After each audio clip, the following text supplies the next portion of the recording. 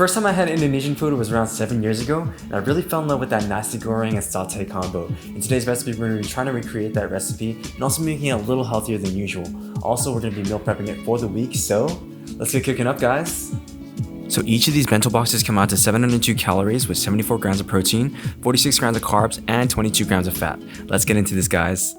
So we're actually going to be splitting up today's recipe into 2 portions. Let's start off with the Nasi Goreng first. Fried rice is all about preparation, so let's make sure we have our ingredients in check and ready to be used right away.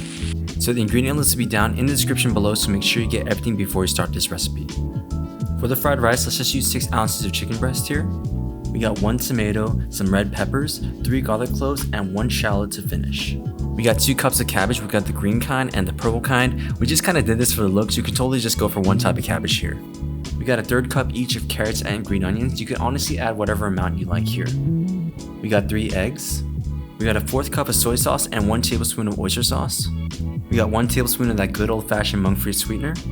And we got 3 cups of rice to finish. Let's start off by making the sambal. This is really what separates Nasi Goreng from other fried rice dishes, so let's make sure we get this right. Into a blender, let's add in 2 red peppers, 1 shallot, 3 cloves of garlic, half a tomato, 1 tablespoon of oyster sauce, 1 tablespoon of monkfruit sweetener, and mince until a nice paste forms. If your blender isn't too strong, then make sure to cut everything up into smaller pieces before adding to the blender. Sometimes ingredients can just fly around in there, so cutting them up can really help. Now let's make a sweet soy sauce by adding in 1/4 cup of soy sauce and 3 tablespoons of monkfruit sweetener into the pot and boil on medium-low heat until it thickens. This is going to be the main seasoning for our Nasi Goreng, so let's make sure we taste as we go along. If you like a little bit more sweetness, then add another tablespoon of monkfruit sweetener. We found that 3 tablespoons was perfect, but you can play around with it and see what works for you.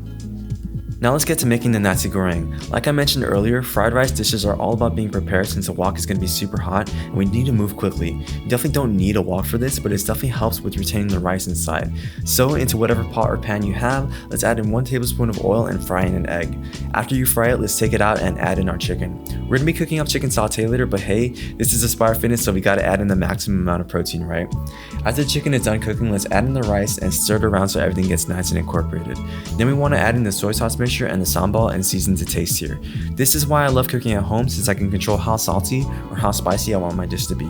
After you've tasted to your liking, let's add in all the veggies from earlier. I'll make sure to put the recipe in the description as well so you guys don't have to keep replaying this over and over again.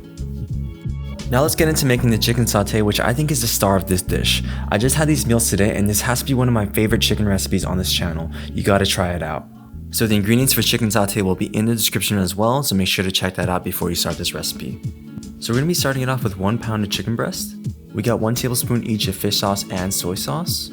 We got 1 tablespoon of crushed peppers, 1 teaspoon of turmeric, 1 tablespoon of curry powder, a whole can of coconut milk, 3 tablespoons of peanut butter, 1 tablespoon of monkfruit sweetener, salt and pepper to taste, and we got these little skewers to finish. Now let's cut the chicken into little tenders. You want to go for a little longer than you think would fit, as the chicken will shrink as you cook it up. We went from around 2.5 inches and it was the perfect size after we cooked it up. Now that the chicken is all cut up, let's add in 1 tablespoon of curry powder, 1 tablespoon of monkfruit sweetener, a pinch of salt and pepper, a 1/3 cup of coconut milk, 1 tablespoon of minced garlic, and 1 tablespoon of any neutral flavored oil. Let's mix it all up and marinate for an hour and let everything get nice and incorporated. As we wait for the chicken to marinate, let's start with cooking up our peanut sauce. This is really what chicken sauté is for me, and you really can't have these skewers without a good peanut sauce. Into a pot, let's add in 3 tablespoons of peanut butter, 1 tablespoon of soy sauce, 1 tablespoon of fish sauce, half a cup of coconut milk, 1 tablespoon of crushed red peppers, and 1 tablespoon of monkfruit sweetener to finish. Boil it for around 5 to 10 minutes or until the sauce thickens nicely. This stuff smells and tastes amazing. Our version doesn't use sugar, so there's a lot less calories coming from sugars in this dish. If you're mindful of them and love Asian food in general, monk fruit sweetener really allows you to have lots of sweetness without the additional calories coming from sugars. Now let's get to cooking up the skewers. You can either use a pan with some oil or you can totally use this charcoal grill that we got off of Amazon. I'm always a huge fan of cooking on charcoal since you can get a ton of extra flavor for no extra calories. If you're looking to grill indoors, then you need to buy Japanese charcoals as they don't produce too much smoke and won't smog up the house. I'll make sure to put a link in the description below for both the grill and the charcoals if you're interested. If you're grilling on a pan, then make sure to use 1 tablespoon of oil and cook for 5 minutes on each side. If you're using charcoals, then your cook time will depend on how hot you get your charcoals. A good rule of thumb for your chicken is to wait for both sides to look fully cooked and wait a couple minutes after to ensure that your insides are good to go. So now let's get to packing these meals. I always talk about the importance of portion control and how meal prepping really allows you to get the exact macros you need to hit your goals. As mentioned earlier, each of these meals come out to 702 calories with a whopping 74 grams of protein, 46 grams of carbs, and 22 grams of fats. If you can add the peanut sauce, you can expect 10 more grams of fat, but you can use it minimally or just as a condiment for your other foods. My tip for these meals is to customize it for whatever works for you. If you need more protein, do what we did and stuff the rice with chicken as well. If you need less carbs, use cauliflower rice or just omit the rice altogether. You can really do anything you want with these meals, so make them fit your goals and your palate.